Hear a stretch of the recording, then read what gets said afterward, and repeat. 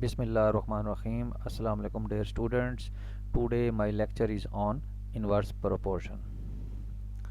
Previous video में हमने direct proportion को डिस्कस किया था, तो आज हम इनवर्स प्रोपोर्शन को डिस्कस करते हैं। इस प्रोपोर्शंस में हमारे पास जो दो क्वांटिटीज़ होंगी, उसमें एक क्वांटिटी के अंदर अगर इंक्रीज़ हो रहा है तो उसके वजह से दूसरी क्वांटिटी के अंदर डिक्रीज़ होनी चाहिए। यानी एक चीज़ अगर बढ़ रही है तो उसके करस्पॉन्डिंग उसकी वजह से दूसरी चीज़ जो है वो कम होनी चाहिए, और अगर एक चीज़ अगर कम हो रही है तो उसकी वजह से जो दूसरी क्वांटिटी है वो बढ़नी चाहिए। यानी इसमें हमारे पास उधर एक साइड पर अगर इंक्रीज़ है तो उसके करस्पॉन्डिंग दूसरी में डिक्रीज़ होना चाहिए, और अगर एक में क्वांटिटी में डिक्रीजिंग हो रही है तो उसके करस्पॉन्डिंग दूसरी क्वांटिटी में उसकी वजह से इंक्रीजिंग होनी चाहिए। तो इस तरह की हमारे पास जो प्रोपोर्शन होती है उसे हम क्या कहते हैं, इनवर्स प्रोपोर्शन।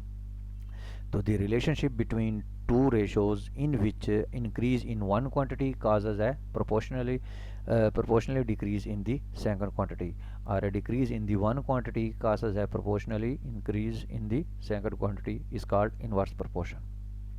अब जैसा कि इसकी एग्जांपल देखें, इसमें कहता है कि अगर 10 men have रेशो, यानी यहाँ रेशो नहीं है, यहाँ एन भी है, यानी ration for 21 days in house, यानी घर में अगर 21 दिनों के लिए अगर आपके पास 10 आदमियों का राशन है, तो if 3 man leave the house, यानी अगर उसमें से 3 आदमी छोड़ जाते हैं तो for how many days the ration will B sufficient. यानी आपके पास जो राशन आपके पास 21 दिनों के लिए 10 आदमियों के लिए था, और अगर 10 आदमी छोड़ जाते हैं, इट मीन के आदमी जो हैं वो कम हो गए, यानी अब 3 आदमी छोड़ जाते हैं तो इसका मतलब है 7 आदमी रह गए, तो राशन तो आपके पास वही है, अब वो 21 दिनों के लिए था। अब जब आदमी कम हो गए, राशन वही है, इट मीन कि आपके पास दिन की तादाद ज़्यादा हो जाएगी।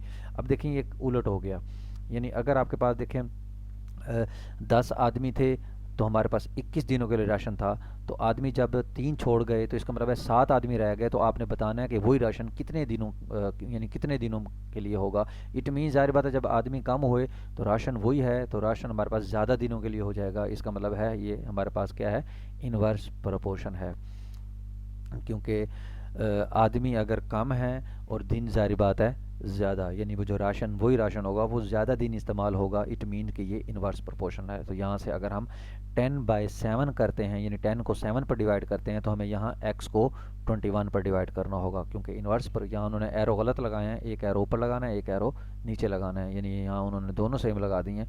तो ये इनवर्स प्रोपोर्शन है। इनवर्स में क्या करना है आपने, अगर 10 को 7 पर डिवाइड कर रहे हैं तो x को 21 पर डिवाइड करना है, और अगर यहाँ से 21 को x पर डिवाइड कर रहे हैं तो 7 को 10 पर डिवाइड कर रहे हैं, यानी इनकी जो रेशो है वो उलट होनी चाहिए इनवर्स में। तो इनडायरेक्ट प्रोपोर्शन कहते हैं इसको। तो 10/7 which is equal to x over 21। तो यहाँ से x की मैंने वैल्यू कैलकुलेट करनी है, तो 21 जो है वो मल्टीप्लाई हो जाएगा 10 से और डिवाइड बाय 7, तो आपके पास x की वैल्यू क्या आ जाएगी, 30 डेज़। इसका मतलब है देखें दिन की तादाद, यानी वही राशन जो है जो 10 आदमियों के लिए था वही राशन अब जो 21 दिनों के लिए था, क्योंकि आदमी 3 चले गए, तो इसका मतलब है वही राशन जो है वो 30 दिन इस्तेमाल हो सकता है।